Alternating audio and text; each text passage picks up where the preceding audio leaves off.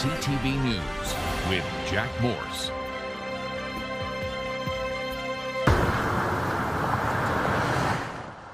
Traffic moving slowly along Gasoline Alley today as thousands head north for the weekend. Thanks for joining us. It's the first full weekend of summer and the unofficial Canada Day long weekend as well. The holiday falling on a Wednesday this year, but that didn't stop the cars from rolling out of the city and into our region. CTV's Rob Cooper is live tonight. Rob, how's it going down there? Yeah, thanks very much, Jack. It may not be a long weekend, but certainly many people are treating it just like one.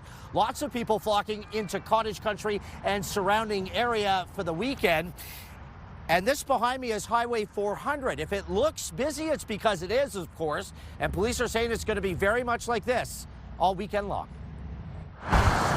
It's been a long time coming for many people, a summer break north for a couple of days. We're trying to leave early, get to our campsite as early as possible so that we can beat all this traffic coming up.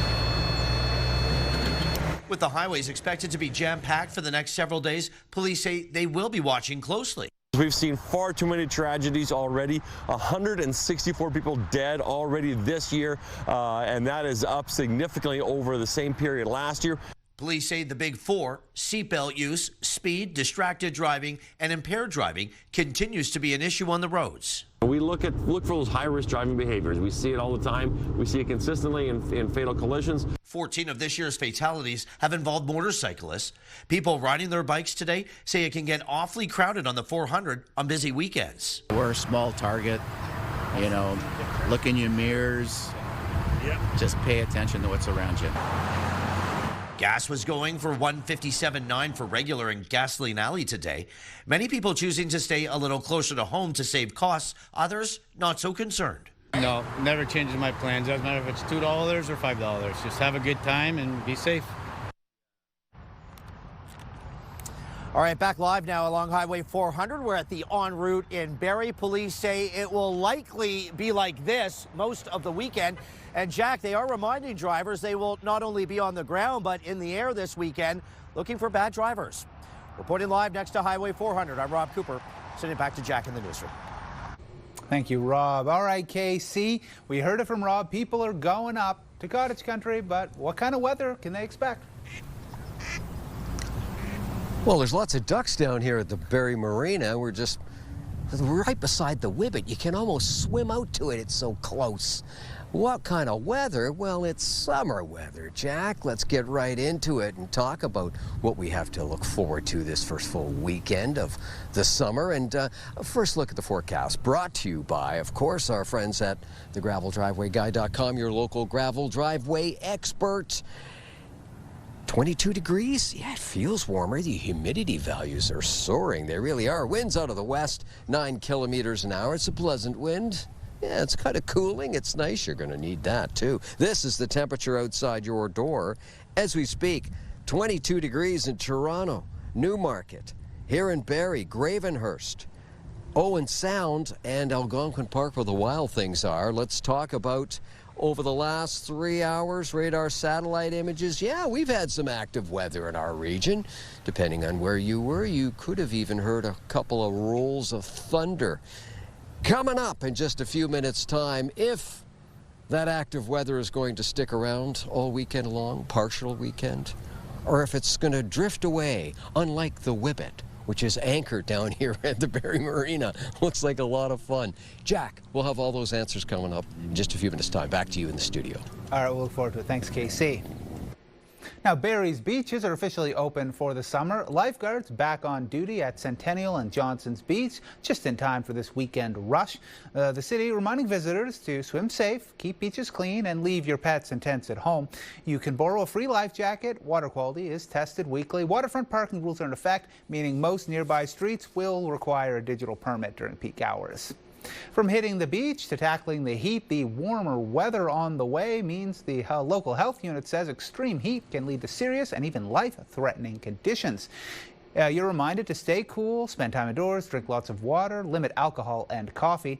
Headaches, dizziness, nausea, and fatigue are all early symptoms of heat stroke. Health experts say infants, elderly people, and those with chronic health conditions are at the highest risk this summer.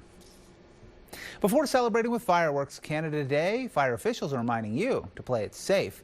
Central York Fire Services says fireworks are only allowed on private property, never in parks or streets. Breaking the rules could cost you a $600 fine, especially if you're under 18. Fireworks should only be set off between dusk and 11 o'clock with water close by, and whenever possible, leave the show to the pros at your local Canada Day celebration. An 11-year-old is safe tonight after a swift water rescue on Lake Simcoe. On Wednesday, police set out to find a child who went missing in an inflatable kayak. Planning to paddle to Snake Island and back, the kid was gone for nearly 2 hours. A police boat and drone searched the lake, spotting the kayak 1.5 kilometers from shore. Crews say it took 5 minutes to rescue the kid, and then they're reunited with their family. Unruly, a man who admitted to stabbing a stranger outside a motel last summer learned his fate in a Barrie courtroom today. CTV's Mike Arcelidis was there, but first a warning. Some viewers may find the details in this story disturbing. Madison Quinn has been sentenced to another 23 months for stabbing and nearly killing a man last summer in Orillia. Justice Michael Harper calling the stabbing an unprovoked and random, nearly lethal attack. Quinn, now 27, admitted to threatening to kill the man's wife, who said he yelled at her and threatened to kill her unborn child. When her spouse, Ryan Laws, intervened, Quinn stabbed Laws 4 times in the abdomen, ribcage, and chest outside this motel along West Street, where they'd been staying that weekend to host a baby shower. After being stabbed, the court heard Laws was airlifted to St. Mike's in Toronto, where he developed a flesh-eating bacteria, and doctors feared he might not make it. Laws told the court in a victim impact statement that he will continue living with the physical, emotional, and psychological consequences of that night for the rest of his life. As part of an agreed statement of facts, Quinn accepted responsibility for attacking Laws with his 4-inch fishing knife after becoming upset he was being stared at while drunk and hunched over. He said he feared Laws, who told him to apologize for threatening his spouse. The Crown sought a sentence of 3 more years behind bars. The defense had asked for a shorter sentence of 6 months in jail. Quinn has been in custody since his arrest the night of the attack after fleeing the scene. His lawyer, Will Cavan, characterized the stabbing as emotion poorly influenced by alcohol, saying Quinn feared for his safety when Laws got in his face. Quinn apologized to the Laws family, telling them he was truly remorseful. Upon his release from custody in about 2 years, Quinn will be placed on probation and is ordered not to communicate with the Laws family. Mike Arcelidis, CTV News, Barrie. Another teen involved in an assault at a Barrie park this week has been granted bail. A 14-year-old released to his mother today on a $2,000 surety that includes a curfew. He and a 15-year-old were arrested at Lampman Lane Park Monday after police say they got into an argument with students they knew from school and attacked their father. The teens are scheduled to appear in youth court in July. One man is facing charges after a string of break-ins and thefts in Haliburton. Police say there were incidents reported through May and June. On Wednesday, a 34-year-old was arrested. Several stolen items like license plates and an off-road vehicle were recovered. The accused is charged with multiple counts of theft, possession of stolen property, and driving while prohibited. A jet skier has been charged for reckless operation in Huntsville. Police say they got reports of a Sea-Doo operating in a dangerous manner 2 weeks ago on Big East River, causing minor injuries. Today, OPP have now arrested a 23-year-old from Bracebridge. He was charged with dangerous operation and assault. York Regional Police are investigating 2 early morning shootings and whether they may be connected. Police say shots were fired at a home and a parked vehicle a short distance from Aurora High School around 3:40 this morning. No injuries have been reported and police have not released any information about suspects. Meanwhile, shots fired at a home near Milken Mills Community Center in Markham around 1:45 this morning. No injuries reported there either, but damage could be seen on one of the home's windows. Police not providing any information about the suspects in either incident. They're urging anyone with details to come forward. A man from our region has been arrested by Peel Regional Police, one of 4 in connection to a fatal Mississauga shooting in 2023. 29-year-old Brian Lara Alvarez was shot and killed on March 20th. Now 22-year-old Shamar Osborne from Wasaga Beach is charged with first-degree murder in the death. Another 22-year-old also charged with first-degree murder. 2 other 23-year-olds from Toronto are facing several gun-related charges in the investigation. Police say all 4 suspects are in custody pending bail hearings. Midland Council cracking down on vandalism at Little Lake Park. But I would argue for the 30 to 40 grand for the rest of the summer to protect our assets against an ongoing assault. is money well spent considering the money we've lost already in damages and we're going to continue to lose. An emergency motion brought forward by Mayor Bill Gordon at Wednesday's meeting after 9 picnic tables were thrown down the stairs, garbage bins set on fire, and damage to swings and signs. Despite calls for surveillance cameras, the mayor says physical security will be more effective. The new patrols will enforce the park's overnight curfew, which bans late night and early morning access. Canada is sending $5 million in humanitarian aid to Venezuela following a pair of massive earthquakes. Global Affairs Canada says the emergency money will help provide food, clean water, sanitation, healthcare, and emergency logistics. Officials say there are 740 Canadians registered in the country, but there are no reports of injuries among them. Almost 600 people are confirmed dead, 3,000 injured, with thousands more missing. Rescue efforts continue. And a Barrie resident with ties to Venezuela is lending a helping hand, collecting donations for those who've been hit by the quakes. I'm offering my house, like for the people here in Simcoe, in Barrie. I'm going to take the stuff to Toronto. I think we're going to do it for a week. When you believe in kindness, maybe I was blessed that nothing happened to my family in Venezuela, but I'm Venezuelan, they're humans. And we can do something to help. Lopez says her family back home is safe. Donations can be dropped off at her house at 33 Greyhawk Drive in Barrie.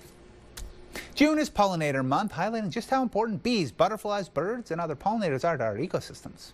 My big focus is to feed the pollinators and they'll feed us. We're Pollinate Barrie, so this is essentially all we do. At Dunsmore Park Community Centre in Barrie, a special celebration marked the launch of a new native seed bank. I guess people don't realize the importance of pollinators. They're 1 in every 3 bites of food that we eat, but also it supports ecosystems within our cities. So if everybody planted a pollinator garden in their home and in their yard, they would be supporting a network of gardens. Now my big focus is to plant as many native plants as possible, because native plants have co-evolved with the pollinators for 1,000 years. And as an extra bonus, if you're an environmentalist like me, native plants have deep, deep roots. So those deep roots keep the carbon in the soil. The day brought together the community at a local to protect local green spaces and the pollinators that power our environment. Still to come, making sure those who gave their lives are always remembered, how volunteers are stepping up to honor veterans, one resting place at a time.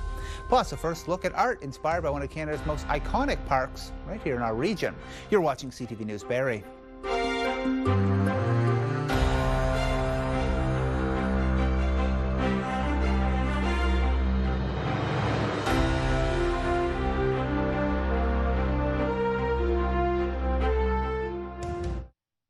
Presented by Paul Sadlin Motors.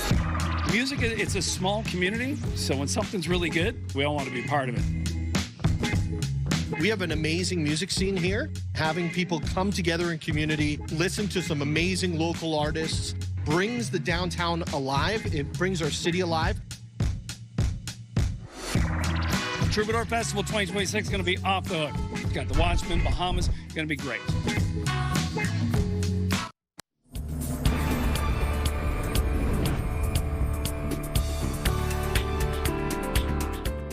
Thanks for sticking with us. A group of volunteers are honoring veterans in our community by helping keep their final resting place clean.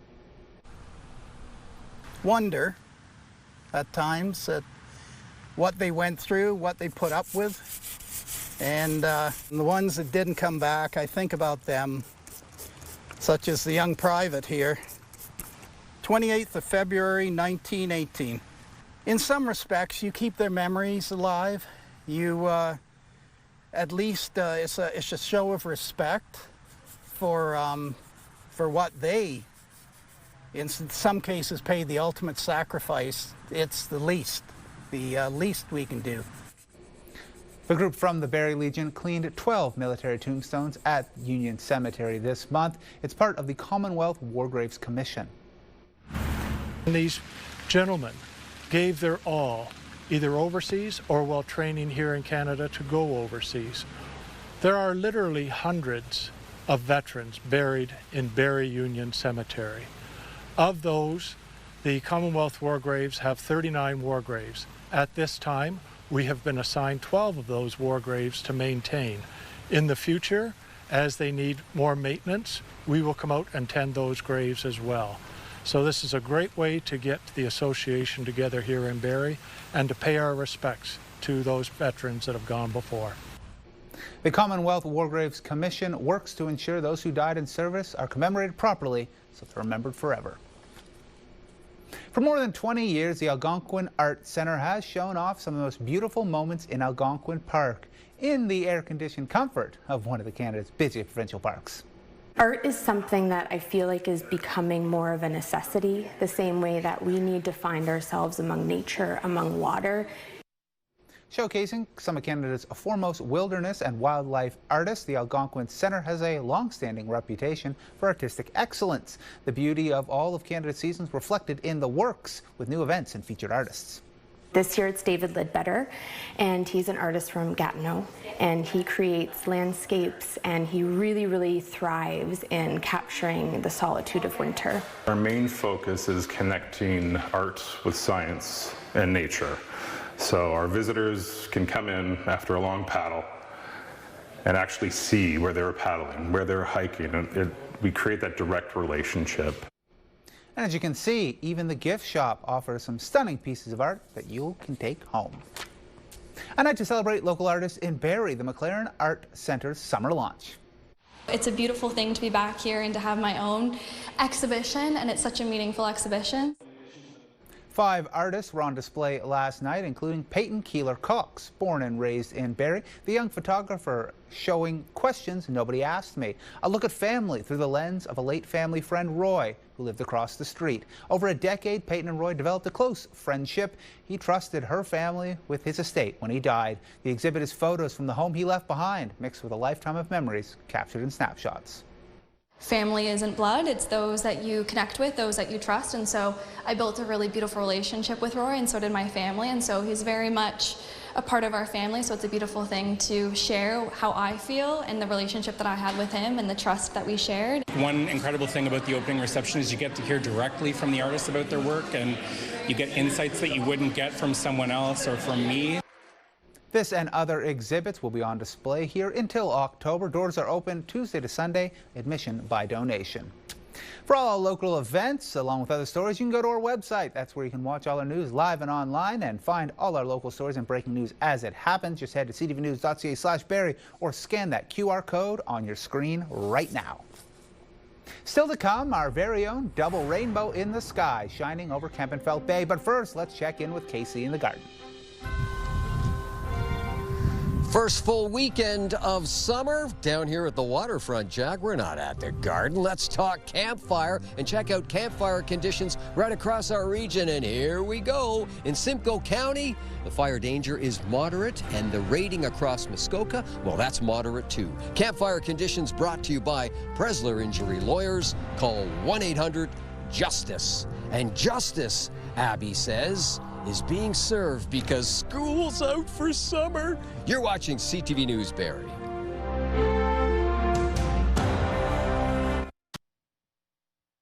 Hey, it's Martin and Steph from Bounce 1041. And next week on the show, we're giving away tickets to see Asia at Casino-Rama. So make sure you're listening Monday to Friday from 5:30 to 10 for your chance to win. Picture this, brought to you by Bounce 1041 and Pure Country 106.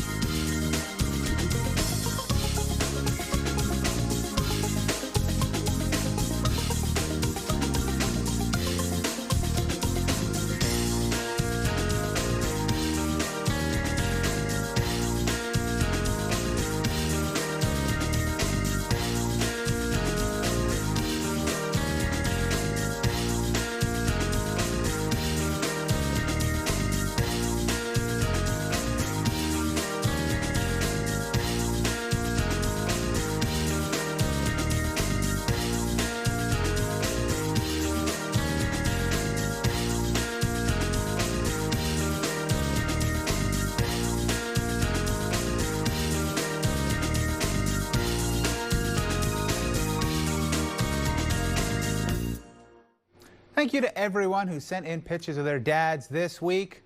all of them are winners. Next week on Picture This, we're celebrating Canada Day. Show us the photos of you taking part in our national holiday, whether you're at the parade, the park, or at home. Snap a pic and send it to Picture This at ctv.ca for a chance to be featured. Now, heading back to KC Colby, down on the waterfront. You've been talking about it all show. You gonna run out, jump on the inflatables after this? Well, it's closed right now, but I think the staff have their kids out there right now, and I'm telling you, it looks like a lot of fun. The Whippet, it is so close you could almost swim to it right off the point here. Check it out this summer, a lot of fun, as is so much to do all around the Barrie waterfront. Let's get right to the forecast. And is it a waterfront-friendly forecast for summer? I should say so. Diving in right now, and I do mean diving, with temperatures, well, 18 degrees. That's kind of cool, right? In Collingwood, 22 is what we're registering right now in Owen Sound, 22 in Newmarket, 20 in the Sunshine City of Orillia, and call it 21 in the Big Smoke of Toronto. Ladies and gentlemen, this is the almanac for today, and 21 and 15 degrees, but it's going to get a lot warmer than that. I'm not so sure it's going to get to a record 34 back in 2003 for record heat, but I'll tell you right now, we're not going anywhere close to 4.2 for record low back in 2004. Sunrise, sunset, grand total of about 15 hours and 30 minutes of daylight. And would you roll that forecast radar for me, please, Adam? And as the Adam, yes, the Adam, we're going to call him the Adam. He is the king of the control room. Showing us the forecast for the weekend. And is there a chance of some spotty showers? Well, yeah, there are some moments. There truly is. When do they happen, and when does it all clear out, and when can we can be looking at sunny skies and high heat? Well, let's get right to it. This is the Southern Tip of Georgian Bay Lake Simcoe. This, ladies and gentlemen, is a few clouds expected overnight, a little bit of low-lying fog. There is a chance, I say a chance, of a shower or two in the Orillia area this evening. Just a chance. And then for tomorrow, 25, 26 degrees. Humidex registering 30. Mainly sunny skies for you to enjoy. That sounds good, doesn't it? Orangeville, Bradford, Georgina, Newmarket, Richmond Hill. And a few clouds overnight is what we're anticipating. There is a chance, a slight chance of a shower in Bradford, Georgina, Newmarket, and Richmond Hill. Plenty of low-lying fog. And then for tomorrow, 25 and 26 degrees is what we can look forward to. Sun and cloud, but there is still that ever-present chance of an afternoon shower. Wouldn't last long. Breeze in, breeze out. Parry Sound, Huntsville, Bracebridge, Gravenhurst, Haliburton, 12, 13 degrees. Overnight, we're looking at partly cloudy skies and slight chance of a shower and or a thunderstorm. Yes, the only area in our region that could have a passing thunderstorm. Plenty of low-lying fog. Everybody gets that. And then 24 and 26 degrees tomorrow. Warmer, of course, with the Humidex and a sun and cloud mix with a slight chance of an afternoon shower and or a thunderstorm. That's tonight and tomorrow. Now time for the Diamond and Diamond Lawyers 5-day extended forecast, and it looks like this, starting in Simcoe County, and here we go, finishing off June. Oh my goodness, yes. Sunny Sunday, 27, and then the temperature climbs even higher. Monday, sun cloud, 30% chance of a shower, 29, 30 degrees. Come Tuesday, same situation, very humid, sun and cloud, slight chance of a shower, and Wednesday, Canada Day, at this point, 32 degrees is what we're looking at without the Humidex, so that is stifling. York Region, 5-day extended forecast. Sunday looks gorgeous, 28 degrees, plenty of sunshine. Slight chance of a shower on the Monday, 28, 32 on Tuesday. Sun and cloud, yeah, and a slight chance of a shower, and that slight chance of a shower carries over to the Wednesday, July 1st, Canada Day, 40% chance of a shower under cloudy skies and 34 degrees. Muskoka, Parry Sound, Haliburton, and sunny on Sunday for everyone, 27, 28 on Monday, slight chance of a shower. That slight chance again on the Tuesday, 28 degrees, and 31 degrees on Canada Day is what we're forecasting. Sun and cloud and a 30% chance of a shower, a cooling shower, if you will. And cool, well, that's where you're lucky enough to be out on the water. You're nice and cool, because this is the Marine Report for all you boaters out there, brought to you by Suzuki Marine. Let's first take a look at North Lake Huron and South Lake Huron, and we're looking at winds out of the north, 10 knots, gusting to 15 later on tomorrow in South Lake Huron, and waves a ½ meter or less on North Lake Huron and a ½ to 1 meter on South Lake Huron. Georgian Bay and Lake Simcoe, well, it looks like 10 knots out of the north for our wind speed and a ½ meter or less for both Lake Simcoe and Georgian Bay. That is the forecast for land and water. Jack. Thank you, KC. This double rainbow was dazzling over Kempenfelt Bay yesterday. People along Lake Shore were treated to a full display of vibrant color. Environment Canada says double rainbows form when sunlight enters raindrops, refracting and reflecting twice, creating a second, fainter arc. You can see them when the sun's low along the horizon, typically around sunset. YMCA Simcoe Muskoka announced scholarship awards for 3 outstanding Aurelia students. Each student awarded $1,500 to help with their post-secondary education. The awards are named after a local humanitarian and leader, Gordon Alexander Skid Watson, in recognition of his commitment to lifelong learning and youth development. The YMCA says the students were chosen based on their demonstration of kindness, integrity, respect, and optimism. The iconic landmark of our country's largest city is celebrating its 50th birthday today.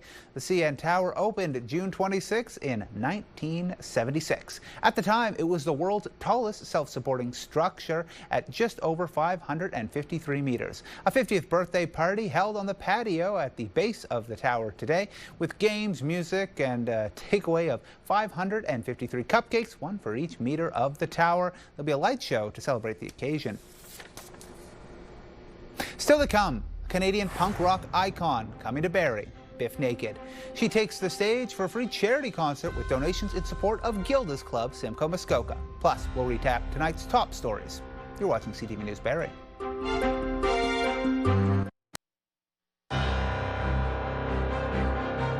Recapping our top stories, it's been a long time coming for many. A summer break north for a couple of days with the 400 jam-packed for the next several. Police say they'll be watching closely for the big four: seatbelt, speeding, distracted, and impaired driving.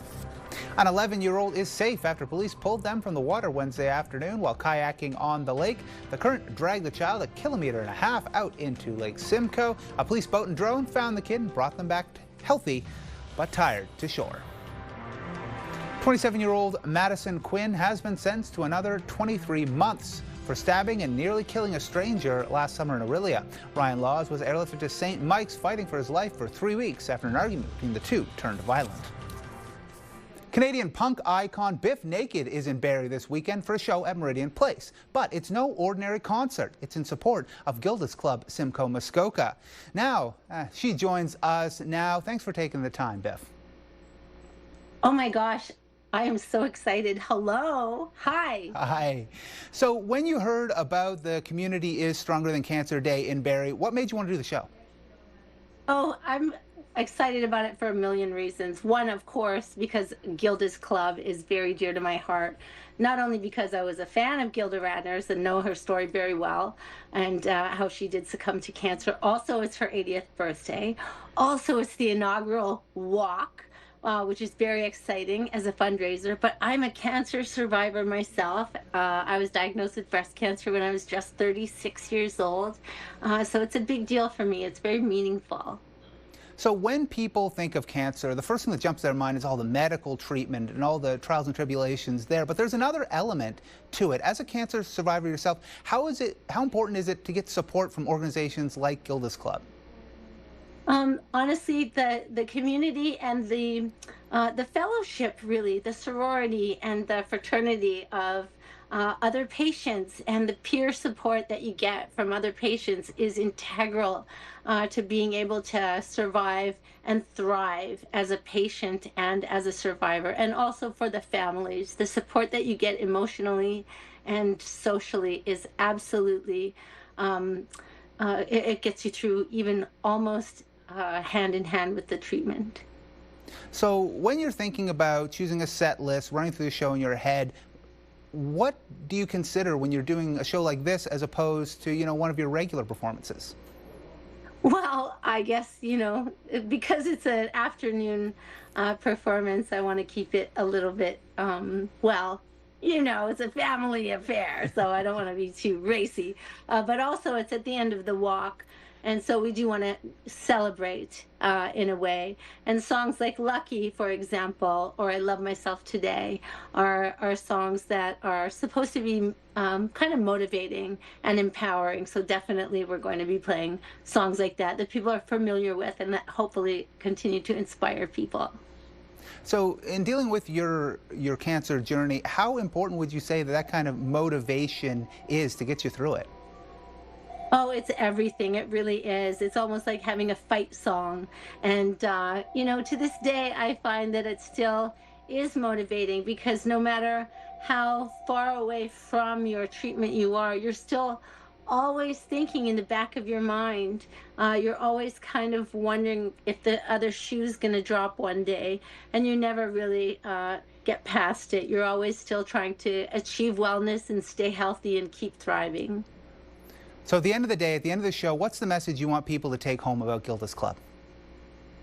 Definitely that it's a place for wellness and healing, but it's also a place that people can go and feel supported and, accepted. And it's a place that they can always kind of come home to in a way. And they can always have a place where they can feel cared about. All right, thank you for taking the time to chat with us today, Biff. You can catch Biff naked at Meridian Place on Sunday afternoon at 2 o'clock for the Community is Stronger Than Cancer Day in Barrie, collecting donations for Gilda's Club Muskoka. You can find more information about that on our website.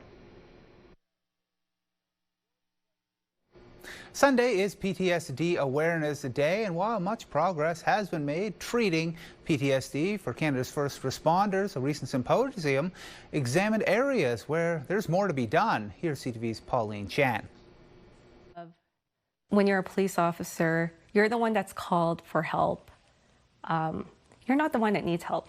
Teresa is a 22-year police veteran from Manitoba. I looked at the uniform and I wanted to be part of something important. She loves her job, but in her desire to excel in caring for others, her own health deteriorated. You forget your family, you forget your kids.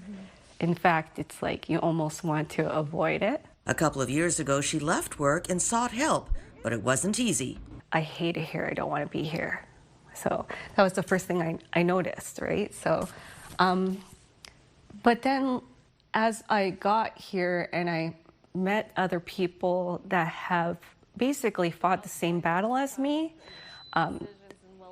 what I like to think of it is we're all on the same boat fighting different pirates. A recent symposium in Kelowna, hosted by Diversified Rehab, looked at the latest in PTSD treatments for first responders. Aside from mental health stigma, aside from not reaching out, we are still operating in silos. And the symposium is a classic example how those silos could be taken apart in literally minutes. One of the feedback pieces that they received was that leaders need training. How do you lead others? How do we take care of our people around us and build those relationships where trust is the foundation? In September, we're going to be launching first workshop for leaders to come join us so they can gain the right skills. RCMP Sergeant Rob Ferrer is the new leader of the National Police Federation and says the need is urgent. The suicide rates have not diminished, and that is where really, that's the one, to me, the biggest and most glaring red flag that we need to change. Teresa says she came into the treatment program with a lot of anger, but its special focus on the needs of first responders helped. We were able to relate immediately with the sensations, with the emotions, with the loneliness, with the anger. That was like a big one. When you talk about mental health, different individuals will react positively to different type of support, and then that's why we have this array of services that are available to them. Teresa's main message is for others to know they're not alone. Pauline Chan, CTV News. A new poll shows the Ontario PC party leading their opposition despite the recent controversy around the government's purchase and subsequent sale of a private jet. The Abacus data survey conducted on behalf of the Toronto Star shows Premier Doug Ford's PC party with 41% among committed voters. The Liberals are second at 32%, while the NDP is at just 19%. The Greens have 5%. Support, meanwhile, remains the same. The same survey found that 7 out of 10 respondents do want to see a change in government. If you'd watch any sports on TV or scrolled on your phone lately, you've probably been inundated with gambling ads for online sites. Now, the provincial minister tasked with overseeing gambling is considering new restrictions on how these sites can market to people looking to test their luck. CTV's Queen's Park Bureau Chief Siobhan Morris has more. The potential for greatness. They've become inescapable. Scrolling on your phone or settling in front of the TV. Every time you open up with sports, it hits you in the face. There's way too many of them on TV right now. Every couple ads, every second ad, it's a gambling. It's something Ontario's minister responsible for gaming has noticed too. With more and more gambling happening online, the way we talk about it has changed. If we're not paying attention to the data and how that language is being spoken, the volume it's being spoken in, and the frequency in which it's reaching problem gamblers, then we could have a problem on our hands. Cho is considering new restrictions on ads for online gaming. He's consulting with experts. We're worried about whether we are basically just creating a generation of gambling addicts. Ads spiked in 2022, right after Ontario opened the door to private betting. Then came skyrocketing calls to the province's mental health and addictions helpline. Among boys and men 15 to 24, researchers noted a 317% increase. For men aged 25 to 44, that jump was 108%. Experts say teenagers are most susceptible to gambling addiction. Sports betting now packing dozens of opportunities into a single game isn't helping. It makes the gambling more like a slot machine. An instant mini thrill, no trip to the casino required. Trying to practice here, Wayne. A few years ago, the province banned celebrities and athletes who'd appeal to youth from gambling ads, unless they're talking about safer practices. Ontarians who ban themselves from brick and mortar casinos can also block their access to online gaming through a tool called BetGuard.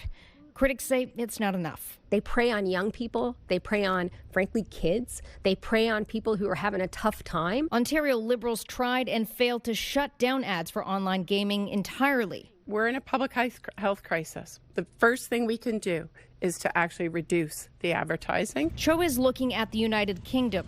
No gambling ads from 5 minutes before a sports match until 5 minutes after the last whistle.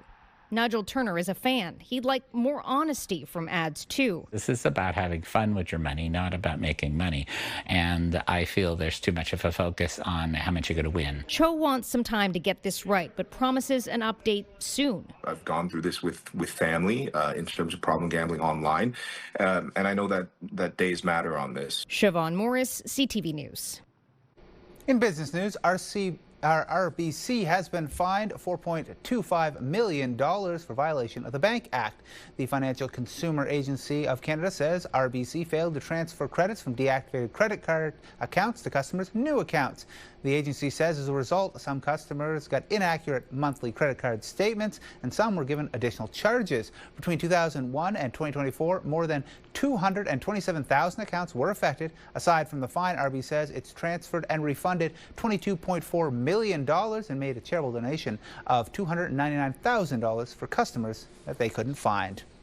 Turning to the stock market today, the TXX was up 129 points, the Dow down 44, the Nasdaq down 60. In commodities, oil was down, closing at $69.23 a barrel. Gold was up, finishing at $4,096 an ounce, and our dollar to end the day at 70.49 cents US up. In sports, despite leading for most of the game, the Barrie Bay Cats fell short at home against the Brantford Red Sox. Carlos Sano with a pitch, and it's hit to right field down the line. Fair ball into the corner. The Sox scored 4 runs in the 8th and 2 in the 9th on their way to an 8-6 victory. Despite the loss, Barrie remains tied for first place in the CBL standings along with the London Majors. The Bay Cats hit the road to Guelph for their next game, where they'll face the Royals tomorrow night. The Jays are looking to snap a 3-game losing skid when they continue their series with the Texas Rangers tonight. Driven to center field and deep. And it is gone. Kazuma Okamoto's 18th homer of the season cut the Rangers' lead to a single run last night, but the team couldn't complete the comeback, losing the game 6-5. Lefty Patrick Corbin is set to start for Toronto tonight. First pitch at 7:07 at Rogers Centre. The NHL draft begins tonight, and the Maple Leafs will be making the first pick. The team expected to select forward Gavin McKenna with the first overall pick. The 18-year-old from Whitehorse put up 51 points in 35 games for Penn State in the past season. The last time the Leafs had the first pick was 2016 when they drafted Austin Matthews. Still to come, there's a buzz at one Southern Ontario university. The school's new Honeybee Research Centre, part of the next chapter of a century-long commitment to exploring bees. You're watching CTV News Barrie. Taking a look at your primetime lineup for tonight. At 8 o'clock, our CTV2 movie, Love in Bloom. At 10 o'clock, FIFA World Cup Today. And then at 10:45, kickoff, FIFA World Cup 2026, New Zealand versus Belgium. Your late CTV News Barrie will be on after the game at 2 a.m. There's a buzz at the University of Guelph over the school's new Honeybee Research Centre, part of the next chapter of a century-long commitment to bee exploration. CTV's Spencer Turcotte has the details.